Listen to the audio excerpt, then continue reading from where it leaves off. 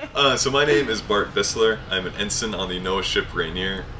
I'm a junior officer, so that means I get to do all sorts of stuff on the ship, from driving the ship to working with the hydrography, collecting data on how deep the water is, and administrative tasks, which are as exciting as they sound, of helping pay for different things, helping fix certain things, and help with whatever is going on with the ship. I found out about the NOAA Corps through Wikipedia. I was looking for a job that I could do that would be fun, be sort of outdoors, active, but also use science, and I have an engineering background, so science, engineering, something along those lines.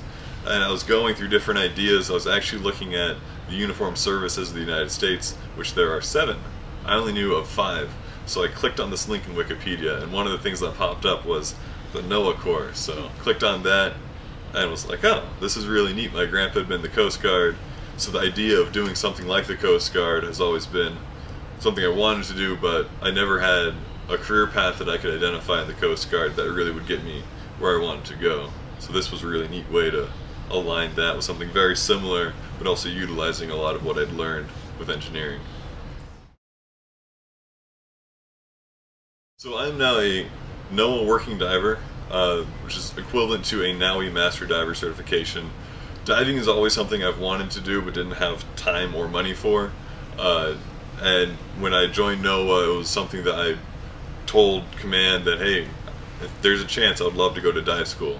So I was given that opportunity this past January.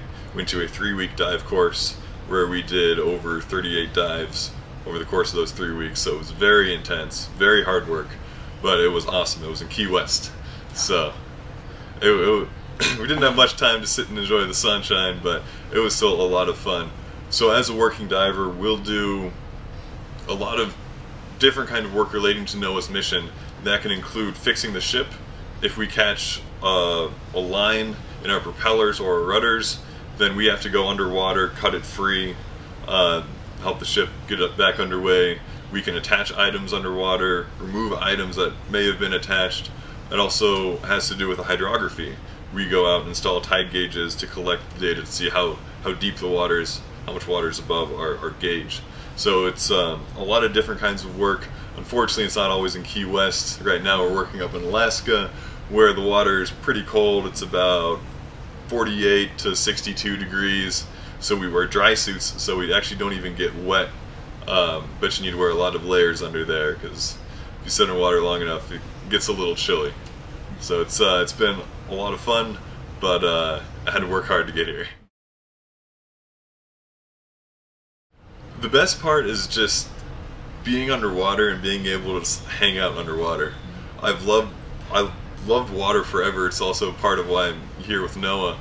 But when you're just under there and just like you can see fish, or even if there's no fish, just to like be underwater and just be okay and comfortable is a really cool feeling. I just love it. If you're interested in science, water, earth, anywhere in the sciences field, then just stick with that, find something interesting you like about that, and try to identify what part of NOAA does that kind of work. Because NOAA is so big that we encompass pretty much anything you'd want to do. It was one of the biggest problems I had finding out about the NOAA Corps, was asking, what do you guys do? And hearing, well, a lot. And it's hard to figure out what that a lot means until you look at that NOAA does the weather, NOAA does the charts, NOAA actually runs the satellites that collect emergency beacons. So when a ship goes down, it's NOAA satellites that pick up this message and send it to the Coast Guard. NOAA does all sorts of stuff. So if you're interested in any aspect of science that has to do with earth sciences, then there is a home for you in NOAA. So keep at it and keep talking to the ship's email questions, and sooner or later you'll be right here.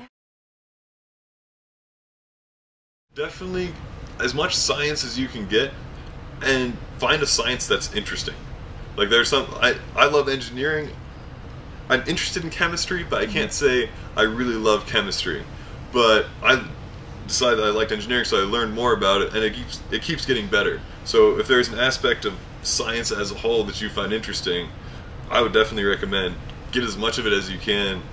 The more you learn about science and the further you go, you start to notice it links into a lot of other stuff. So I've actually had classes where the mechanical engineering things I learned related directly to chemistry, which I don't like, but all of a sudden now understand a lot better. And with this background, you can take it a lot of different directions. So the more science, math, engineering material you know, the easier it is to sort of shift into different areas, and you'll have a better understanding of what's going on in the area you're in now.